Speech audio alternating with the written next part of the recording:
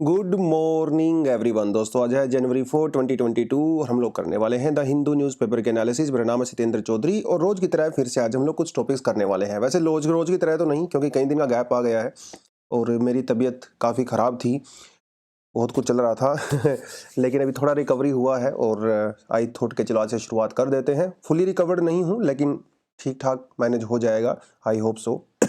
चलिए, I hope आप सभी का न्यू ईयर बहुत अच्छा गया होगा। कुछ रेजोल्यूशंस भी आपने लिए होंगे। रेजोल्यूशंस के बारे में मैं आपको बताता चलूँ, आप हमेशा प्रैक्टिकल रेजोल्यूशन लिया करें। ऐसा मत किया करें जैसे मैं जब यूपीएससी प्रिपरेशन किया करता था तो आई वाज लाइक कि चलो नए साल में ना अभी मैं रोज 15 घंटे पढ़ाई करूंगा। भैया वो प्रैक्टिकल नहीं हो पाता है। तो जो आपका शेड्यूल है, जो आपका लाइफस्टाइल है, उसके हिसाब से जो बेस्ट मैनेज हो सके एक प्रैक्टिकल रेजोल्यूशन लेना जरूरी है और उसके ऊपर टिके रहना भी जरूरी है। 5 घंटे पढ़ सकते हो तो 5 घंटे कर लो, उसको 50 घंटे मत करो। ठीक है, चलिए। तो कौन कौन से टॉपिक करने वाले हैं, वो घिसे पीटे पॉलिटी वाले टॉपिक हम लोग थोड़ा कम ही करेंगे आने वाले क्लासेस में भी, क्योंकि वो बहुत रिपीटेड हो जाता है। तो कुछ नए टॉपिक आज आए हैं पेपर में भी, अच्छी बात है काफ़ी। तो कौन कौन से नए टॉपिक हैं, आज कुछ हिस्ट्री से भी टॉपिक हम लोग कवर करेंगे। जैसे ये पैलेस्टाइन इशू है जो थोड़ा हम लोग अच्छे से कवर करेंगे आज। पहले कर चुके हैं बट कई बार एग्जाम में जो है इस तरह के क्वेश्चंस आ जाते हैं जो इंटरनेशनल स्पेसिस प्लेसेस वगैरह जो न्यूज़ में होते हैं। बॉक्साइट माइनिंग वाले एक टॉपिक है जो हम लोग ज्योग्राफी वाले सेक्शन से करेंगे और इसके साथ साथ इसको हम लोग अपने सोसाइटी से भी ऐड करके देखेंगे। राइट, एक मैरीटाइम जोन का टॉपिक है, ये भी हमारा ज्योग्राफी का बेसिक टॉपिक होता है। लेकिन इसके साथ साथ भी तमिलनाडु में जो फिशिंग को लेके बैन लगाया गया था और जिसे पर्स्यू सीन नेट्स कहते हैं, ये नेट क्या होते हैं, इंपॉर्टेंट टॉपिक है प्रीलिम्स के पर्सपेक्टिव से। काफ़ी अच्छा लगा मुझे ये टॉपिक। ठीक है, इसे हम लोग करेंगे। आरबीआई और डॉलर, ये प्रीलिम्स और मेंस, देखिए प्रीलिम्स में तो बना बनाया क्वेश्चन है यहाँ से 110%। यहाँ से इस टाइप के क्वेश्चंस हमेशा पूछे जाते हैं एग्जाम में। बट मेंस में भी डेफिनेटली आपसे सवाल पूछ सकता है, जैसे कि भैया over a period of time dollar is getting stronger as compared to rupee, discuss the role of RBI in managing the depreciation of rupee। इस तरह का क्वेश्चन अगर आपसे पूछ लेता है तो ये यहाँ से बढ़िया कंटेंट आपको मिल जाएगा। ऑनलाइन गेमिंग को लेके भी एक टेक्स्ट वाला आज हमारे पास एडिशन आया है और एनिमल क्रुएलिटी को लेके भी एक एडिटोरियल आया है। पहले हम लोग कर चुके हैं इसलिए इसको आज मैं खास इंपॉर्टेंस नहीं दूंगा, क्योंकि जलीकट्टू वाला टॉपिक काफ़ी हम लोग अच्छे से करते हैं इसको। राइट, चलिए। लेकिन बताता चलूँ आपको, हम लोग जल्दी ही इसी महीने जनवरी में अपना फाउंडेशन कोर्स लॉन्च करने वाले हैं। जो भी बच्चे इंटरेस्टेड हैं तो डेफिनेटली आप आइए, वेबसाइट को विजिट करिए हमारी, नीचे डिस्क्रिप्शन में आपको लिंक मिल जाएगा, उसके ऊपर भी क्लिक कर सकते हैं। बाकी अगर आप अगर आप टेस्ट सीरीज लगाना चाहते हो, 2023 का अटेम्प्ट आपको देना है तो वो भी हमारे पास अवेलेबल है। इसकी भी इन्फॉर्मेशन आपको पूरी नीचे मिल जाएगी। अच्छी टेस्ट सीरीज होती है, पिछली बार कई सारे बच्चों ने यहाँ से प्रीलिम्स क्लियर किया था हमारी टेस्ट सीरीज का यूज़ करके। बाकी कई सारे फ्री कोर्सेज तो हम लोग ऑफ कोर्स आने वाले समय में आपको देने ही वाले हैं। एक बार फ्रंट पेज पे देख लेते हैं भैया क्या है। फ्रंट पेज में वो कहता है कि भैया no need for extra curves. Curve का मतलब होता है किसी के ऊपर रुकावट लगाना, लिमिटेशंस लगाना, रोक लगाना, उसे कर्व कहते हैं। On free speech of ministers, supreme court ने ये कहा है। देखिए यार, हमारे यहाँ पे ना नेता बेता लोग क्या करते रहते हैं, कुछ भी बोलते रहते हैं। कभी कास्ट के नाम पे, कभी धर्म के नाम पे, कभी रीजन के नाम पे, है ना, कुछ भी बोलते रहते हैं। तो जो ये नेता आलतू फालतू की बकवास बातें करते हैं जिसमें सोसाइटी में हार्मनी कम होती है, कम्युनल वायलेंस होता है, तो क्या इन हमारे नेताओं के ऊपर फ्री स्पीच के ऊपर रिस्ट्रिक्शंस लगानी चाहिए? ये बहुत बड़ा सवाल है और ये सवाल आज से नहीं बहुत सालों से पूछा जा रहा है। सुप्रीम कोर्ट के अंदर ये केस गया हुआ था। सुप्रीम कोर्ट ने ये कहा कि देखिए भाई, नेता लोगों की खुद की रिस्पॉन्सिबिलिटी भी होनी चाहिए कि वो क्या बोल रहे हैं। वो कोई आम बच्चा तो है नहीं, है ना, आम आदमी तो नहीं है, वो नेता लोग है, उसको अपनी रिस्पॉन्सिबिलिटी समझ में आनी चाहिए।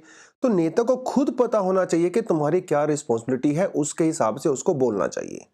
लोगों के लिए तुम्हारी क्या ड्यूटी बनती है, कॉन्स्टिट्यूशन के लिए तुम्हारी क्या ड्यूटी बनती है। राइट, तो इसीलिए हम उसके ऊपर एक्स्ट्रा कर्व नहीं लगा सकते। ऑलरेडी जो प्रोविजंस हैं उसके अंडर में ही वो काम करेंगे, ऐसा सुप्रीम कोर्ट ने कहा है कि उनके ऊपर हम लोग एक्स्ट्रा कुछ नहीं लगा सकते, ना ही हमें लगाना चाहिए। ठीक है, ऐसा सुप्रीम कोर्ट का कहना है। एक minute, give me just 1 second, थोड़ा सा शायद ये स्क्रीन शेयर वाला इशू है, को मैं अभी ठीक कर देता हूं। तो अभी देखिए, जो है कई सारे नेताओं लोगों ने अभी जो है भारत जोड़ो यात्रा चल रही है उसके साथ साथ कितनी सारी स्टेटमेंट्स वगैरह शुरू हो गई है यहाँ पे, अजीबोगरीब लोग कुछ कुछ बोल रहे हैं। बट उस केस में तो छोड़िए, वो तो खैर रेफरेंस यहाँ पे नहीं है सुप्रीम कोर्ट का, लेकिन हमें सबको अच्छे से पता है जिस सोसाइटी में हम लोग रहते हैं, इलेक्शंस का समय हमेशा चलता ही रहता कहीं ना कहीं।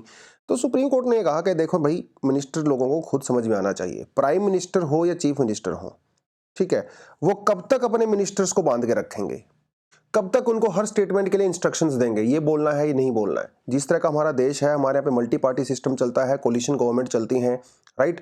तो हर सीएम या पीएम हर नेता को इंस्ट्रक्शंस नहीं दे सकता, ये उनको खुद समझना चाहिए। हाँ, अगर वो कुछ लिमिट से ज्यादा बोल देते हैं तो हमारे पास रिप्रेजेंटेशन ऑफ पीपल एक्ट है, जिसके तहत हम लोग डेफिनेटली कार्रवाई कर सकते हैं, ये कहा है सुप्रीम कोर्ट ने। ठीक है, इससे ज्यादा फ्री स्पीच के बारे में देखिए हम बहुत लंबी चौड़ी बातें कर चुके हैं पहले भी, फ्यूचर में भी कुछ ना कुछ डेफिनेटली हम लोग करते रहेंगे। और इस पर्टिकुलर टॉपिक को लेके आई एम 100% श्योर या तो एडिटोरियल आएगा या टेक्स्ट सेक्शन आएगा, तब थोड़ा ज़्यादा डिटेल में इसके बारे में बात करेंगे। अभी थोड़ा सा पेशेंस रखना जरूरी है, राइट, क्योंकि इनिशियल टॉपिक है तो ज़्यादा डिटेल में जाएंगे नहीं, थोड़ा वेट कर लेते हैं 2-3 दिन का, और ज़्यादा डिटेल में कर लेंगे। ठीक है जी, चलिए भैया, आधार कार्ड के ऊपर अगर आपका एड्रेस चेंज करना है तो प्रोसेस काफ़ी ईजी हो गई है। ठीक है, कोई भी पर्सन हो जो 18 साल से ज़्यादा का होता है वो अपने आप को head of the family declare कर सकता है। मतलब कहाँ पे, जो यूएडीए की ऑनलाइन जो अपनी वेबसाइट होती है वहाँ पे जाके उसके बाद जो है उसके मोबाइल नंबर पे एक एसएमएस आएगा कंफर्मेशन के लिए, और आप कोई भी एक अपना जैसे marriage certificate, passport, birth certificate, ration card वगैरह जो भी देना चाहते हो, जो आपका एड्रेस चेंज हुआ है, अब वो आप देकर आराम से एड्रेस चेंज करवा सकते हो। ये काफ़ी आसान प्रोसेस नहीं है। लास्ट टू लास्ट ईयर मैंने अपना एड्रेस चेंज करवाया था अपने आधार कार्ड के ऊपर, और काफ़ी समय भी लगा था, और process was not that simple, online नहीं हो रहा था वो। आपको एक्चुअली में वहाँ पे सेंटर पे जाना पड़ता है, जो आधार कार्ड के कियोस्क होते हैं, तब जाके कहीं होता है। बट अभी ऑनलाइन कर दिया गया है, तो लेट्स एन्जॉय दिस ऑल्सो। तो ये भी एक गवर्नेंस या सर्विस डिलीवरी है ना, उसको फास्ट करने का प्रोसीजर है। तो ये भी आप कहीं ना कहीं एग्जांपल दे सकते हो अपने एग्जाम वगैरह में। चलिए मेन टॉपिक पे आते हैं। RBI likely sold dollar to stop rupee falling below 83 level. ठीक है, लाइकली का मतलब होता है संभावना, जब किसी चीज की संभावना होती है। अनलाइकली का मतलब होता है जब किसी की संभावना बहुत कम हो जाती है। तो आरबीआई डॉलर को बेच सकता है रुपी के वैल्यू को गिरने से बचाने के लिए। यह स्टेटमेंट अपने आप में ही एक यूपीएससी का बना बनाया स्टेटमेंट है। यूपीएससी आपसे क्या पूछेगा एग्जाम में, वो ये पूछेगा कि भाई which of the following policy options RBI has to control the fall of the rupee value against dollar. ऐसे क्वेश्चंस कई सालों से पूछे जा रहे हैं, फ्यूचर में भी पूछे जाएंगे, क्योंकि ये सुनने में बहुत आसान लगते हैं, लेकिन वो स्टेटमेंट इतनी आसपास होती हैं एग्जाम में, बहुत कंफ्यूजन क्रिएट हो जाता है। तो which of the following statements और which of the following policy options RBI has to control the fall of the dollar, fall of the rupee against dollar. ये स्टेटमेंट अगर आपको पूछा जाए, ये 6 स्टेटमेंट याद कर लेना। All these are the policy options जो आरबीआई यूज कर सकता है रुपी की वैल्यू को गिरने से बचाने के लिए अगेंस्ट डॉलर। ठीक है, ये ऑप्शंस नहीं है, ये 6 की 6 स्टेटमेंट ट्रू है। ठीक है, तो आपको ये याद करना है। इसमें एक स्टेटमेंट तो ये हेडिंग ही है। ठीक है, कौन कौन सी, देखिए भाई सीधी सी बात है ना, पर सप्लाई, डिमांड और सप्लाई का खेल होता है। हमारी पूरी जिंदगी डिमांड और सप्लाई पे ही चल रही है, पूरी दुनिया डिमांड और सप्लाई पे चली है, खासकर इकोनॉमी। किसी को डिमांड होती है, मतलब जो डेफिसिट होता है, किसी के पास सरप्लस होता है, उसके पास सप्लाई होती है। तो जिसको जरूरत होती है वो दूसरे से ले लेता है, जिसके पास सरप्लस होता है। हमारे पास किसी चीज़ का सरप्लस है, हम भी किसी और को सर्विस दे रहे हैं, है ना। जैसे मान लो आप ही हो, आप यूपीएससी की तैयारी करते हो, आपके पास कंटेंट की कमी है, इंफॉर्मेशन की कमी है, तो आप डिमांड करते हो, है ना। आपके पास सप्लाई नहीं है, आपके पास डिमांड की कमी, डिमांड करते हो। जिसके पास सप्लाई है, मान लो आप जैसे अभी यूट्यूब का यूज़ कर रहे हो, है ना, हमारे चैनल का यूज़ कर रहे हो, किसी कोचिंग में इंस्टीट्यूट में एडमिशन्स लेते हो, उनके पास सप्लाई है, वो सप्लाई कर रहे हैं, आप डिमांड कर रहे हो। तो यही पूरा सिस्टम चलता रहता है, और डिमांड और सप्लाई के हिसाब से ही वैल्यू डिसाइड होती है। वैल्यू डिसाइड होती है, जिस चीज़ की डिमांड ज़्यादा होती है उसकी वैल्यू ज़्यादा होती है, जिसकी डिमांड कम होती है उसकी वैल्यू कम होती है, एज सिंपल एज दैट। यही डॉलर रुपी का खेल भी होता है। जब मार्केट में हद से ज़्यादा डॉलर बढ़ जाता है, मतलब डॉलर की सप्लाई बढ़ जाती है, तो उसकी वैल्यू गिर जाती है। जब डॉलर की सप्लाई कम हो जाती है तो उसकी वैल्यू ऊपर चली जाती है, सीधी सी बात है। तो इस समय डॉलर की वैल्यू इतनी ज़्यादा बढ़ गई है, इसका मतलब ये है कि मार्केट में डॉलर कम है, मार्केट में डॉलर की सप्लाई कम है, इसीलिए उसकी वैल्यू इतनी ज़्यादा है। मार्केट में डॉलर की सप्लाई कम क्यों है? क्योंकि भैया लोग इंडिया से डॉलर निकाल के विदेशों में लेके जा रहे हैं, वहां पे इन्वेस्टमेंट कर रहे हैं, अमेरिकन मार्केट में इन्वेस्ट कर रहे हैं, सीधी सी बात है। तो उस केस में आरबीआई क्या कर सकता है? आरबीआई के पास जो डॉलर स्टोर्ड होता है, रखा होता है फॉरेक्स रिजर्व के अंदर, उसमें से कुछ डॉलर को निकाल के मार्केट में इन्वेस्ट कर सकता है या फिर मार्केट में सप्लाई कर सकता है। मार्केट में डॉलर की सप्लाई बढ़ेगी, डिमांड कम होगी, रुपये अपने आप ही बैलेंस आउट हो जाता है। ये होता है पूरे पूरा गेम। तो ये 6 चीजें आपको समझनी चाहिए कि भैया क्या करना है। ये सारे के सारे तरीके वही हैं भैया, डॉलर को इंडिया से निकलने से बचाना है ताकि वो इंडिया के अंदर रहे, उसकी सप्लाई प्रॉपर चालू रहे और उसकी वैल्यू भी कंट्रोल में रहे। ये है पूरा एक बार मामला। तो ये जो 5th पॉइंट है वो आज की हेडिंग शो कर रहा है, सेल फॉरेक्स रिजर्व्स, मतलब sell dollar in the market. इससे मार्केट में डॉलर की सप्लाई बढ़ेगी और रुपये की वैल्यू अपने आप ही कंट्रोल में हो जाएगी। ठीक है, बाकी और भी चीजें हैं, अब इनमें बहुत डिटेल में मैं नहीं जा सकता फिलहाल, लेकिन डेफिनेटली फ्यूचर में अगर इनके बारे में कुछ ना कुछ आएगा तो हम लोग करेंगे। जैसे एक दो पॉइंट आपको बता देता हूं, जैसे डिस्करेजिंग सर्टेन इंपोर्ट, क्योंकि आपको पता है कि जब हम लोग इंपोर्ट करते हैं तो डॉलर में पैसा चुकाते हैं, जितना ज़्यादा आप इंपोर्ट करोगे उतना ही डॉलर आपका बाहर जाएगा, सीधी सी बात है भाई। तो सरकार कई बार क्या कर सकती है, कुछ खास तरह के इंपोर्ट को कम कर सकती है, जैसे गोल्ड। गोल्ड के लिए इंडिया वालों की दीवानगी कुछ अलग लेवल की होती है। तो जब हम लोग गोल्ड को इंपोर्ट करते हैं तो डॉलर में पैसा बाहर चला जाता है। तो कई बार सरकार गोल्ड के इंपोर्ट को कम करने के लिए कई सारी पॉलिसीज यहाँ पे लेती है, जैसे इंपोर्ट ड्यूटी वगैरह बढ़ा देती है वगैरह वो सब करके। ठीक है, तो ये कुछ इस तरह के डिसीजन ले सकती है। इन 6 पॉइंट को रट्टा मार लो, इसको समझ लो, गूगल कर लो, जो मर्जी करो, लेकिन एग्जाम में यहाँ से 110% क्वेश्चन आने वाला है, ये मुझसे लिखवा के ले लो। Supreme court raises concern on small fisherman hit by purse seine nets. ये एग्जाम में आपसे पूछा जाएगा। Recently purse seines net was in news, it is related to which of the following. आपको पता होना चाहिए। ज्यादा ये नहीं पूछेगा कि उसको एक्सप्लेन करो मेंस में पर्स सी नेट क्या होता है, नहीं नहीं, प्रीलिम्स के टॉपिक होते हैं सब। तो क्या होता है ये नेट, पहले तो आपको ये बताता चलो। देखिए नेट इस तरह से होता है भाई, ये ऊपर एक मैकेनाइज्ड बोट होती है ना, एक छोटा भी हो सकता है, यूजुअली बड़ी मशीन जो शिप्स होते हैं वो होते हैं, फिशिंग जो शिप्स होते हैं। तो ये नेट होता है, ये पूरा बॉटम तक चला जाता है हमारे ओशन के, और एक बार बॉटम तक ये जब हिट हो जाता है तो इसके अंदर ये देखिए पूरा पूल सा बन गया है, इसके अंदर जो फिश वगैरह होते हैं इसके अंदर ट्रैप हो जाती हैं और फिर ये नीचे से बंद हो जाता है। मतलब वो डाउनवर्ड स्विमिंग करके फिश बाहर नहीं निकल सकती, और नेट से तो ऑफ कोर्स निकल ही नहीं सकती हैं। ठीक है, और ये फिर इसको ड्रैग करके फिर इसको ड्रैग करके ले जाते हैं और इनको कलेक्ट कर लेते हैं। ठीक है, इसे कहते हैं पर्स सीन नेट। बहुत सारे लोगों का ये कंसर्न है कि ये पर्स सीन जो नेट है वो एनवायरमेंटल के लिए काफ़ी डैमेज होता है।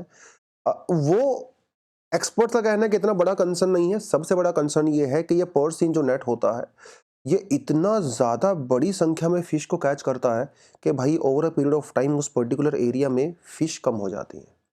इसीलिए तमिलनाडु की गवर्नमेंट ने क्या कहा कि साल के 4 से 5 महीने तक इन पर्स सीन नेट का यूज़ करना बैन कर दिया है। 7-8 महीने आप यूज़ कर सकते हो, 3-4 महीने का बैन होता है। ठीक है, ये 2017 में बैन किया था तमिलनाडु की गवर्नमेंट ने। उनका ये कहना था कि क्योंकि ये 3-4 महीने हम लोग इसलिए बैन इसको किया है ताकि टाइम मिले, फिश को ग्रो करने में, रीग्रो करने में, रिप्रोड्यूस करने में टाइम मिलता है। बट समस्या यहाँ पे थोड़ी सी और है। ठीक है, आपको सुनने में सब अच्छा लग रहा होगा, बट समस्याएं ये हैं कि जो छोटे फिशरमैन हैं ये सिर्फ उनके लिए बैन किया गया है जो कि 12 नॉटिकल माइल में फिशिंग करते हैं, जो हमारा टेरिटोरियल वाटर होता है। लेकिन जो बड़ी शिप्स होते हैं, ठीक है, जो 12 नॉटिकल माइल से बाहर जाके फिशिंग करते हैं, उनके लिए भाई ये कोई बैन नहीं है। तो इनका ये कहना है कि छोटे फिशरमैन का कि ये बैन गलत है, इसे हटाया जाए। हालांकि सेंट्रल गवर्नमेंट भी इस बैन को ठीक नहीं मानती है, लेकिन फिशिंग जो है वही वो स्टेट सब्जेक्ट होता है। तो कई सारी स्टेट गवर्नमेंट ने, जैसे तमिलनाडु, केरला, पुडुचेरी, उड़ीसा, दादर नगर हवेली, दमन वगैरह ने, अंडमान निकोबार ने एक्चुअली में बैन किया हुआ है 12 नॉटिकल माइल्स तक। तमिलनाडु में भी इश्यू थोड़ा ज़्यादा सेंसिटिव हो जाता है, क्योंकि तमिलनाडु की तो मतलब समझ लीजिए कि कोस्टल एरिया की ऑलमोस्ट पूरी इकोनॉमी है वो फिशिंग के ऊपर ही चलती है, राइट। तो ये तो थोड़ा सा आपको पता होना चाहिए। तो पर सी नेट क्या होती है आपको पता चल गया। ये 12 नॉटिकल माइल इतना खास एक क्यों जोड़ा गया है, इसको 13 क्यों नहीं बोला, 11 क्यों नहीं बोला गया है। देखिए, एक नॉटिकल माइल होता है अराउंड 1.85 किलोमीटर, ठीक है। ये खास इसलिए होता है क्योंकि इंटरनेशनल कानून ये कहता है, देखिए इंटरनेशनल कानून ने वोटर को अलग अलग कैटेगरी में डिवाइड किया हुआ है, ठीक है। देखिए, एक तो हमारे इंटरनल वाटर होते हैं जिसके अंदर हमारे लेक्स आ जाती हैं, रिवर्स वगैरह वो सब आ जाती हैं, वो तो अलग बात है। ओशन वाटर को 3 कैटेगरी में डिवाइड किया गया है। वैसे तो 4 कैटेगरी होती हैं, बट 3 के अंदर कुछ रूल्स एंड रेगुलेशन जो होते हैं। पहला होता है 12 नॉटिकल माइल तक, जिसे टेरिटोरियल वाटर कहते हैं या टेरिटोरियल सी आप कह सकते हो। इसके अंदर कोई भी कंट्री का पूरा अधिकार होता है, सरफेस के ऊपर भी। देखिए, मतलब ये जैसे वाटर सरफेस है, जैसे मान लो ये जो है अपना ये अपना ओशन बॉडी है, ठीक है, और ये इसका सरफेस है, ठीक है, और ये बॉटम है नीचे जाके। तो 12 नॉटिकल माइल तक पूरा अधिकार होगा, इसके सरफेस पे भी, इसके ऊपर जो स्पेस है उसके ऊपर भी, इसके नीचे जो बॉटम है उसके ऊपर भी आपका पूरा अधिकार है। अब जो मर्जी करिए, कोई दिक्कत नहीं। हाँ, 12 नॉटिकल माइल के बाद जो नेक्स्ट 12 नॉटिकल माइल है, इसे कॉन्टिग्यूस जोन कहते हैं। बेस लाइन से, बेस लाइन यहां से स्टार्ट होती है, यहां पे थोड़े अधिकार आपके कम हो जाते हैं। बॉटम पे आपका अधिकार है, लेकिन स्पेस पे आपका अधिकार नहीं है, ठीक है। मतलब कोई भी विदेशी फ्लाइट अगर यहां से जाना चाहे तो वो जा सकती है, राइट। हाँ, लेकिन वो फ्रेंडली होनी चाहिए। ऐसा नहीं है कि भाई वो चाइना का उधर से कोई न्यूक्लियर बॉम्ब ही आ रहा है, उधर से स्पेस जा रहा है, वो नहीं, वो सब नहीं। बट हाँ, स्पेस के ऊपर आपकी कोई खास रिस्ट्रिक्शंस नहीं है। उसके बाद फिर जो है बेस लाइन से 200 नॉटिकल माइल तक आता है exclusive economic zone. Exclusive economic zone में आप वहाँ पे जो बेसिकली इकोनॉमिकल जो मिनरल्स होते हैं, आप वो नेचुरल रिसोर्सेज होते हैं, ठीक है, आप उनको मैनेज कर सकते हो, उनको एक्सप्लोर कर सकते हो अपने हिसाब से। वो होता है एक्सक्लूसिव इकोनॉमिक जोन। थोड़ा थोड़ा मैंने आपको प्रोवाइड करवा दिया है, लेकिन आई थिंक आपको इसके ज़्यादा पढ़ने की रिक्वायरमेंट पड़ेगी। ये तो करंट अफेयर के हिसाब से करवा दिया है, ज्योग्राफी के पर्सपेक्टिव से थोड़ा सा और ज़्यादा पढ़ोगे तो आपको अच्छा लगेगा, ठीक है। तो ये कुछ कुछ चीज़ें होती हैं, तो इसलिए 12 नॉटिकल माइल का यहाँ पे खास चर्चा की गई थी, ठीक है। चलिए, ये तो थोड़ा हम लोगों ने देख ही लिया है। थोड़ा पढ़ लेना वैसे इस टॉपिक को आप, ठीक है। थोड़ा पढ़ोगे अंडरस्टैंडिंग बनेगी। और वैसे मुझे याद है लास्ट मंथ भी हम लोगों ने इस टॉपिक को किया था, ठीक है। बट खुद थोड़ा पढ़ लेना, इसको सेल्फ स्टडी के लिए ही डाला है बेसिकली मैंने इसको यहाँ पे। Call for permanent cancellation of the bauxite mining lease in Odisha. Actually मामला पिछले साल का है। वैसे तो मामला काफ़ी पुराना है, लेकिन पिछले साल काफ़ी गर्म मामला हो गया था, जब बहुत सारे ट्राइबल लोगों ने वहाँ पे जो सीएम आवास है उड़ीसा में, उस वक्त थोड़ा घेराव वगैरह भी कर लिया था, मामला काफ़ी बढ़ गया था। तो कई सारे ट्राइब्स हैं वहाँ पे, जैसे कोंडा, पराजा एंड गडाबा, ठीक है। ये ट्राइबल्स हैं, इनके 44 विलेजेस हैं, ठीक है, जहाँ पे सबसे बड़ा इशू है। और कौन कौन सी डिस्ट्रिक्ट आती हैं, देखिए आपको बता देता हूँ। वहाँ पे आती है कालाहांडी, कोरापुट, सुंदरगढ़, बोलांगीर और संभलपुर, ठीक है। कालाहांडी और कोरापुट, ये 2 डिस्ट्रिक्ट इंडिया की सबसे गरीब डिस्ट्रिक्ट्स के अंदर मानी जाती हैं, और यहीं पे ये ट्राइबल कम्युनिटीज भी रहती हैं, और यहाँ पे पाई जाती है बॉक्साइट माइनिंग होती है, बॉक्साइट माइनिंग होती है। तो ये लोग क्या कह रहे हैं कि भैया बॉक्साइट माइनिंग को यहाँ पे बंद किया जाए, क्योंकि इसकी वजह से जो रिवर्स वगैरह वहाँ पे हैं, जो छोटी स्ट्रीम्स वगैरह, जैसे कोलाब रिवर एक काफी इंपॉर्टेंट रिवर है वहाँ पे, वो पोल्यूट होती है और वो डिस्ट्रॉय हो जाती है। ये काफ़ी समय से डिमांड कर रहे हैं, लेट्स सी आगे क्या होगा। बट अगर आपको देखना है तो ओडिशा इंडिया में सबसे बड़ा प्रोड्यूसर है बॉक्साइट का, फिर आंध्र प्रदेश, गुजरात और झारखंड, ठीक है। बॉक्साइट के बारे में कुछ कुछ चीज़ें आपको बताना जरूरी है। बॉक्साइट एक ओर होता है, जैसे आयरन ओर होता है, ठीक है, और मिक्सचर होता है मेटल का, और उसके अंदर बहुत सारी इंप्योरिटीज होती हैं। इस ओर से बाद में एल्यूमिनियम एक्सट्रैक्ट किया जाता है, एल्यूमिनियम को ओर से एक्सट्रैक्ट करने की जो प्रोसेस होती है उसे बेयर्स प्रोसेस कहते हैं। ये तो प्रीलिम्स में ऑलरेडी क्वेश्चन पूछा जा चुका है 2007 के अंदर, ठीक है, बेयर्स प्रोसेस। तो थोड़ा सा इसको जाकर जरूर पढ़े, सेल्फ स्टडी के लिए डाल दिया है, ठीक है। थोड़ा सा सेल्फ स्टडी जो करना जरूरी है, सेल्फ स्टडी का कोई तोड़ नहीं है भाई, ठीक है, सेल्फ स्टडी का कोई तोड़ नहीं है कभी भी जिंदगी में, तो इसको थोड़ा सा पढ़ेंगे आप। उसके अलावा वर्ल्ड ओवर ऑस्ट्रेलिया सबसे बड़ा बॉक्साइट जो है वो प्रोड्यूसर है, फिर चाइना है, ब्राज़ील है, इंडिया है। यूज़ बॉक्साइट के बहुत सारे यूज़ होते हैं, ठीक है, खासकर एल्यूमिनियम का आपको बता ही दिया। स्टील इंडस्ट्री में यूज़ होता है, रिफाइनरी वगैरह में यूज़ होता है, cement steel industry, gasoline industry, बहुत जगह पे यूज़ होता है इसका, ठीक है, पेपर मेकिंग, वाटर प्योरीफिकेशन वगैरह वो सब। थोड़ा इसको देखें, एप्लीकेशन चीज़ें पूछी जाती हैं एग्जाम में, ठीक है, एप्लीकेशन बेस्ड चीज़ें पूछी जाती हैं। चलिए, इजराइल का थोड़ा इशू आपको मैं बताता चलूँ, इसकी थोड़ी हिस्ट्री क्या है और फिर अभी करंट में क्या चल रहा है वो थोड़ा बताता चलता हूँ आपको। देखिए क्या है, मतलब सेकेंड वर्ल्ड वॉर के दौरान ब्रिटिशर्स जब लड़ रहे थे उस समय जो है इजराइल को लेके डिमांड काफ़ी ज़्यादा बढ़ रही थी। बट इजराइल नाम की कोई ऐसा लैंड नहीं थी, ये पूरा इसे पैलेस्टाइन कहा जाता था। जो ये नज़र आ रहा है ना आपको, इसे पैलेस्टाइन कहा जाता था। तो इस दो ज्यूज़ वर डिमांडिंग कि भैया हमें एक सेपरेट स्टेट दिया जाए, ज्यू स्टेट है ना, प्रोमिस्ड लैंड, वो सब रिलीजन में हम लोग ज़्यादा नहीं जाएंगे। तो ब्रिटिशर्स ने उनको प्रोमिस किया कि हाँ हम आपको देंगे। हालांकि ब्रिटिशर्स ने ये भी कहा था कि हम लोग पैलेस्टीनियंस को भी देंगे, बट वो अनफॉर्चुनेटली नहीं हो पाया। टू स्टेट थ्योरी की डिमांड उस समय यहाँ पे चली थी कि थोड़ा पार्ट हम लोग ज्यूज़ को दे देंगे, थोड़ा पार्ट हम लोग अरब्स को, यानी कि जो पैलेस्टीनियन अरब्स हैं उनको दे देंगे। हालांकि बहुत सारे पैलेस्टीनियंस अपने आप को अरब मानते नहीं हैं, बट एनीवेज, तो ये सब हुआ था। तो 1946 का ये मैप आप यहाँ पे देख सकते हो। फिर बात आई 1947 में, जब एक्चुअल में पार्टीशन हुआ। जब पार्टीशन हुआ तो ये वाइट वाला जो हिस्सा है यहाँ पे जो आप देख रहे हो, ये दिया गया ज्यूज को, Jews land.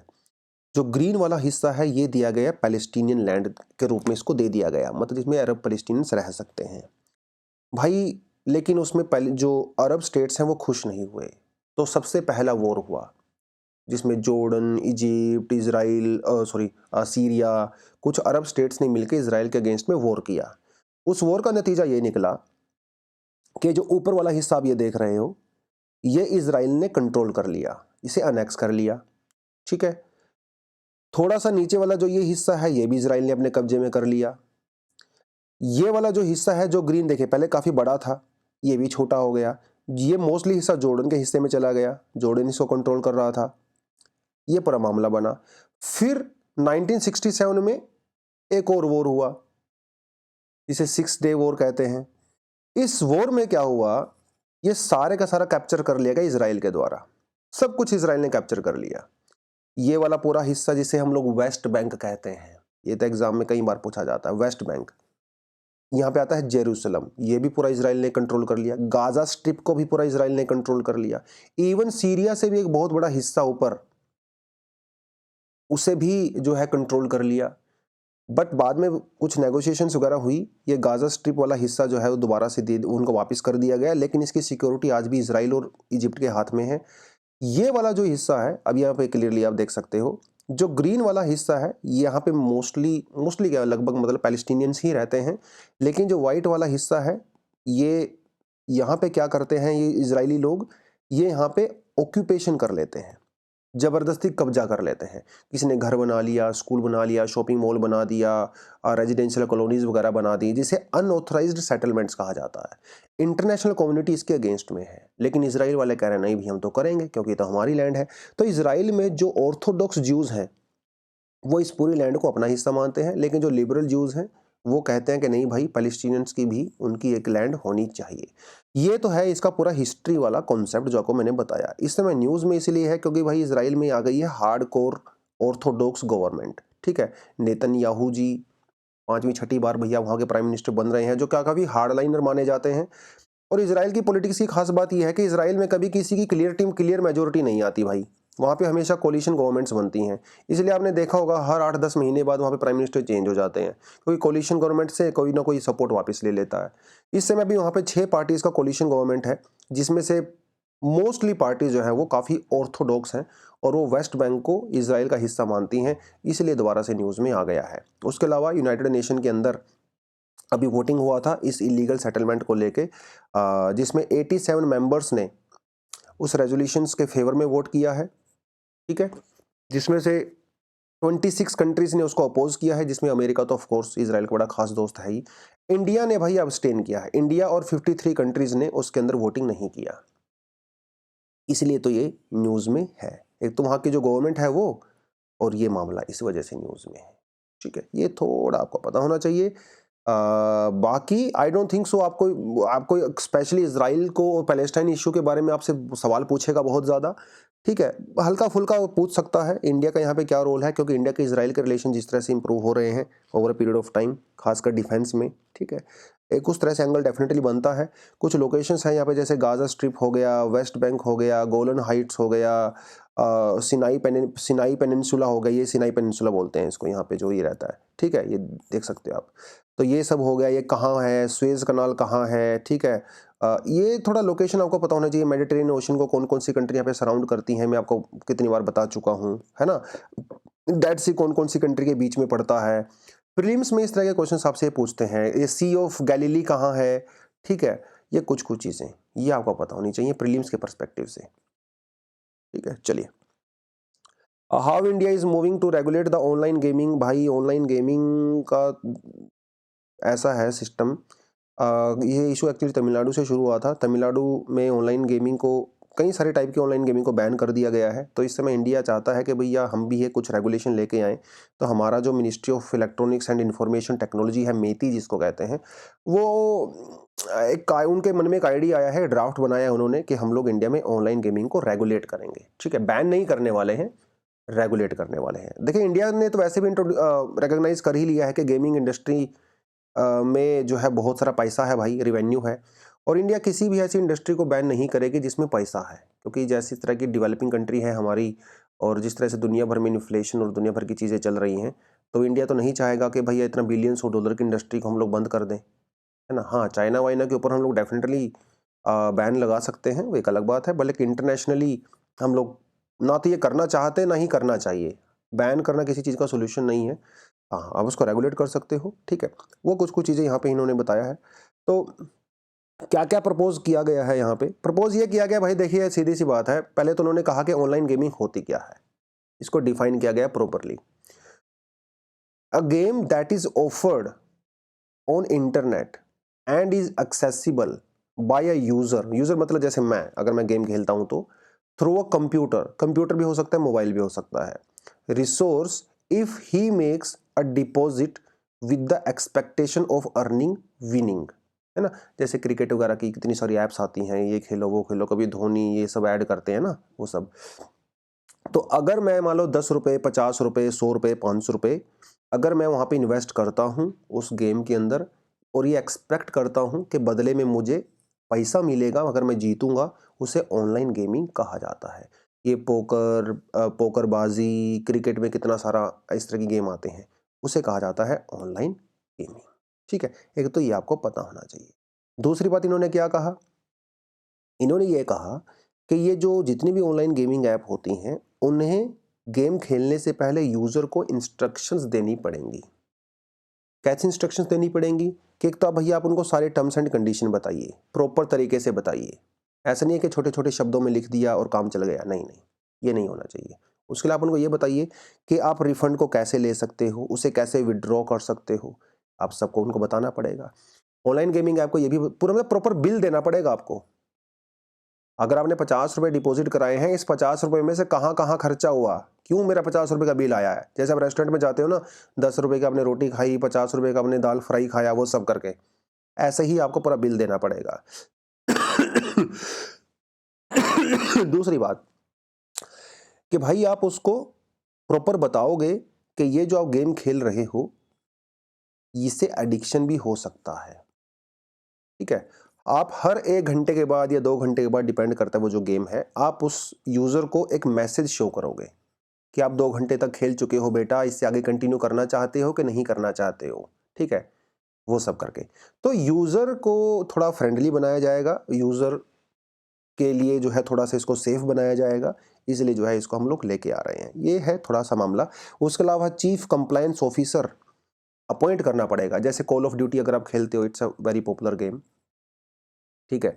Call of duty अगर आप खेलते हो तो कॉल ऑफ ड्यूटी वालों को इंडिया में एक अपना ऑफिसर अपॉइंट करना पड़ेगा, जैसे सोशल मीडिया वेबसाइट करती हैं, जो लॉ इन्फोर्समेंट एजेंसीज के साथ कोऑर्डिनेट करेगा और ये बताएगा कि भाई हम लोगों ने क्या क्या स्टेप लिए, क्या क्या स्टेप नहीं लिए। वो कुछ कुछ मामला यहाँ पे बनता है। इसका पॉजिटिव एस्पेक्ट तो यही है कि यूज़र फ्रेंडली होगा, जो धोखाधड़ी होती है, जो एडिक्शन होता है वो कम हो जाएगा।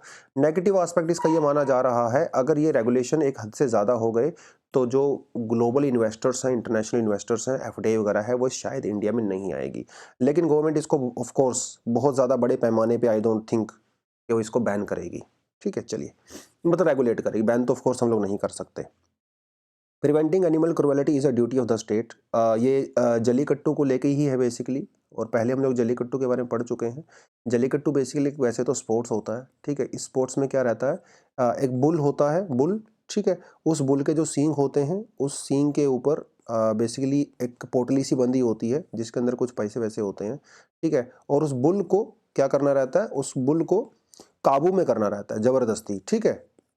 और उसको काबू में करने के बाद ये पोटली को खोला जाता है और जो खोलता है उसको विनर घोषित कर दिया जाता है। ये कुछ कुछ इस तरह के रूल्स होते हैं इसके गेम के अंदर। इसे जल्लीकट्टू कहा जाता है। बहुत हिस्टोरिकल गेम है और कोई आज का नहीं है। 2500 साल से इसको खेला जा रहा है, जैसा कि आप यहाँ पे क्लियरली देख सकते हो। तो इसमें बुल को बेसिकली कंट्रोल करना होता है, ठीक है।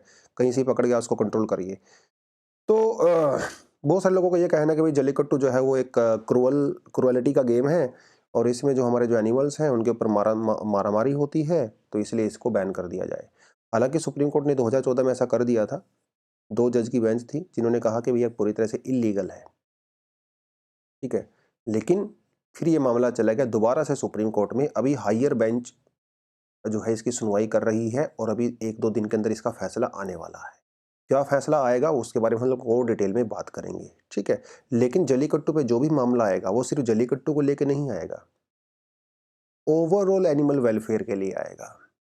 फ्यूचर में जो भी एनिमल्स क्रुएलिटी के केसेस आएंगे उनके लिए एक एग्जाम्पल सेट करने वाला है ये जल्लीकट्टू वाला इशू।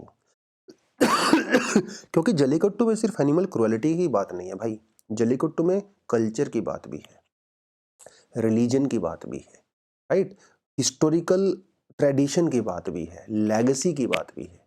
तो सिर्फ एनिमल क्रुएलिटी की बात नहीं है। तो एक बहुत बड़ा कुछ होने वाला है यहाँ पे। कॉन्स्टिट्यूशन क्या कहता है, देखिए कॉन्स्टिट्यूशन में फंडामेंटल राइट की बात होती है, लेकिन कॉन्स्टिट्यूशन में जो फंडामेंटल राइट है वो सिर्फ ह्यूमंस के लिए है, एनिमल्स के लिए नहीं है। ये हम सबको पता है। हाँ, हालांकि कुछ डीपीएस भी हैं, फंडामेंटल ड्यूटी हैं, जो एनिमल वेलफेयर या एनवायरनमेंट को लेके उसकी बात करती हैं। जैसे हमारे पास 51G है फंडामेंटल ड्यूटी, ठीक है। But fundamental right of course वो ज़्यादा इंपॉर्टेंट होते हैं क्योंकि फंडामेंटल राइट जस्टिफिएबल होते हैं। डीपीएसपी और फंडामेंटल ड्यूटी जस्टिफिएबल नहीं होती हैं कोर्ट के अंदर। तो इसीलिए सरकार ने prevention of the cruelty to the animal act 1960 भी पास किया था, जिसके अंदर कहा गया था, कई सारी प्रोहिबिशंस लगाए गए थे कि भैया आप ये फलानी फलानी चीज़ें नहीं कर सकते। बेसिकली एक लिस्ट लगाई गई है जिसमें आप एनिमल्स के ये सब नहीं कर सकते। उसको चेन में एक पर्टिकुलर टाइम से ज़्यादा नहीं बांध सकते, उसको बहुत छोटे छोटे प्लेसेस में आप उसको कन्फाइन नहीं कर सकते। ऐसी कुछ कुछ चीज़ें उसके अंदर डाली गई हैं। लेकिन यहाँ पे कई सारी एग्जेम्पशंस भी हैं, जैसे मेडिकल पर्पज़ के लिए आप एनिमल्स का यूज़ कर सकते हो, जिसमें कई बार उनके साथ क्रुएलिटी भी होती है, उनको मारा भी जाता है मेडिकल पर्पज़ वगैरह के लिए, है ना। तो वो सब चीज़ें तो खैर हैं ही। जब सुप्रीम कोर्ट ने 2014 में जल्लीकट्टू को बैन किया तो जल्लीकट्टू को जो बैन किया तो सुप्रीम कोर्ट ने यही कहा कि जल्लीकट्टू जो है वो prevention of cruelty of animal act के अंदर में आता है। लेकिन तमिलनाडु की सरकार ने क्या किया, इसको अमेंडमेंट कर दिया, कानून को ही अमेंड कर दिया, जिसके अंदर जल्लीकट्टू को एग्जेम्पशंस दे दिया गया। अब बात यहीं पे आके रुक गई है, क्या तमिलनाडु को ये अधिकार है उस कानून को अमेंडमेंट करने का? यहाँ पे बड़ा सवाल है। तो जुडिशियल रिव्यू हो रहा है बेसिकली उस डिसीजन का तमिलनाडु के, और इसलिए मामला सुप्रीम कोर्ट में हायर बेंच पे गया हुआ है। जुडिशियल रिव्यू 2 केस में हो सकता है। पहले केस में ये होता है कि भैया जो अथॉरिटी उस कानून को बना रही है, मतलब या तो पार्लियामेंट है या स्टेट लेजिस्लेचर है, क्या वो उसको बनाने के लिए लायक है? क्या उसके पास उस कानून को बनाने की पावर है? पहली बात तो ये, अगर पावर है तो ठीक है, अगर पावर नहीं है तो वो वायलेशन है। दूसरी बात, जो लॉ बनाया गया है क्या वो फंडामेंटल राइट और कॉन्स्टिट्यूशन के सिंक करता है या नहीं करता है?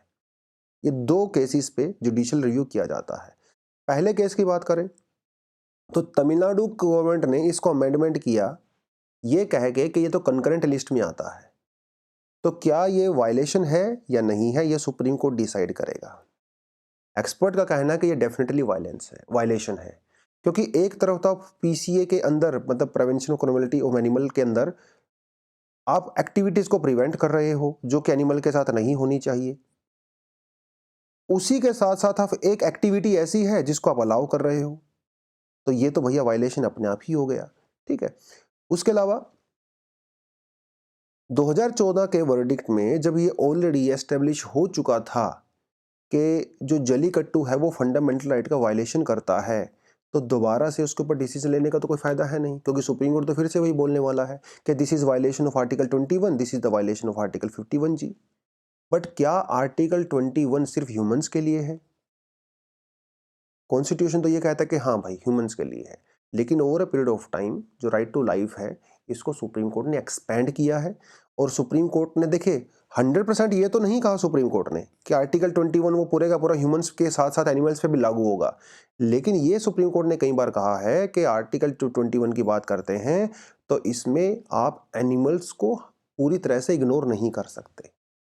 जब राइट टू लाइफ की बात करते हो तो एनिमल्स के भी कुछ अधिकार होते हैं, और क्या वो सभी एनिमल्स के होते हैं, ये भी बहुत बड़ा सवाल है, या सिलेक्टेड एनिमल्स के होते हैं, ये भी बड़ा सवाल है। जैसे हमारे यहाँ पे एलिफेंट्स हैं, टाइगर्स हैं, डॉल्फिन्स हैं, वन ओन राइनोज हैं, है ना, इनको तो स्पेशल प्रोटेक्शन दिया गया है, यानी कि इनके पास तो फंडामेंटल राइट भी हैं खुद के, इन एनिमल्स के पास तो। ठीक है, बाकी एनिमल्स के पास तो नहीं है। जो स्ट्रीट डॉग्स हैं उनके तो फंडामेंटल राइट्स नहीं हैं, उनके ऊपर तो राइट टू लाइफ लागू नहीं होता पूरी तरह से, जबकि एलिफेंट के ऊपर होता है। तो ये भी एक बहुत बड़ा सवाल है कि आर्टिकल 21 क्या सिलेक्टेड एनिमल्स के ऊपर ही लागू होगा या सभी के ऊपर लागू होगा, क्योंकि जलीकट्टू में तो बुल का यूज कर रहे हैं ना। अब बुल कोई स्पेशल एनिमल तो है नहीं, जैसे टाइगर है, एलिफेंट है, वही जिसको स्पेशल प्रोटेक्शन दिया जाए। बुल तो एक जो है नॉर्मल अपना एनिमल रहता है। तो क्या इसको अगर हम लोग एक्सटेंड करते हैं राइट टू लाइफ तो फिर सभी को एक्सटेंड करना पड़ेगा। ये सुप्रीम कोर्ट के सामने एक बहुत बड़ी समस्या है अभी, जिसका डिसीजन आएगा तो बड़ा इंटरेस्टिंग रहने वाला, क्या होगा क्या नहीं होगा। ठीक है, तो ये और एक ये डिसाइड होगा अभी इस वर्डिक्ट में कि भाई राइट टू लाइफ एनिमल्स को मिलना चाहिए कि नहीं मिलना चाहिए। ठीक है, देखिए जिस तरह की सोसाइटी है हमारी, right to life of course हम लोग एक्सटेंड नहीं कर सकते एनिमल्स को लेके, but yes we need to be more sensitive towards animals, that's a fact for sure. चलिए जी, तो ये है थोड़ा सा, ज़्यादा डिटेल में मैं गया नहीं हूँ क्योंकि ऑलरेडी इसके बारे में हम लोग पहले डिस्कशन कर चुके हैं, but yes it's a good article, एज को सेव कर सकते हो फ्यूचर के लिए। और डेफिनेटली राइट टू लाइफ वाले पर्सपेक्टिव से आप इसको पढ़ सकते हो। जैसे अगर हम लोग क्वेश्चंस यहाँ पे बनाए हैं तो आप लिख सकते हो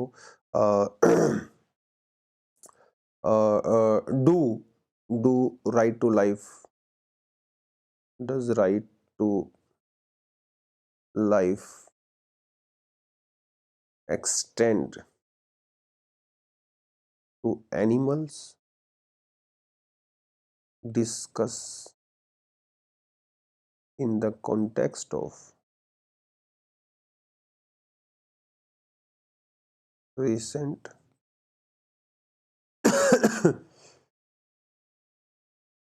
जलीकट्टू